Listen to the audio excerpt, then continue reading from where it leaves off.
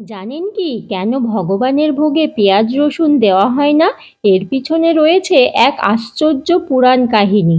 প্রাচীনকালে দেবতা আর অসুরদের মধ্যে শুরু হয় অমৃত পাওয়ার লড়াই।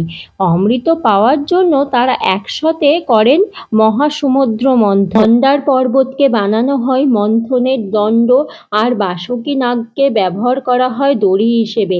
সমুদ্র মন্থন চলতে থাকে বহু বছর ধরে। তারপর একে একে সমুদ্র থেকে বের হয় নানান অলৌকিক বস্তু।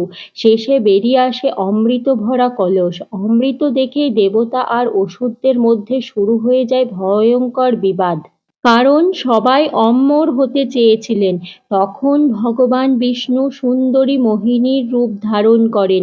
মোহিনীর রূপ এতটাই মোহময় ছিল যে দেবতা ও অসুররা সবাই মুগ্ধ হয়ে যায়। মোহিনী সকলকে সারিবদ্ধভাবে বসতে বলেন এবং নিজ হাতে অমৃত বিতরণ করার শুরু করেন। কিন্তু সেই সময় অসুর রাহু ছদ্মবেশে দেবতাদের মাঝে গিয়ে বসে পড়েন। চতুর রাহু গোপনে অমৃত পান করতে শুরু করে, কিন্তু সূর্যদেব ও চন্দ্রদেব তাকে চিনে ফেললেন এবং সঙ্গে সঙ্গে বিষ্ণুকে জানিয়ে দেন।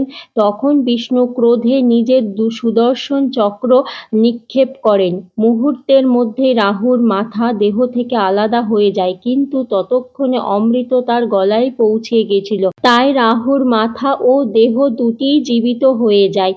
মাথার অংশ পরিচিত হয় রাহু নামে আর দেহর অংশ পরিচিত হয় কেতু নামে।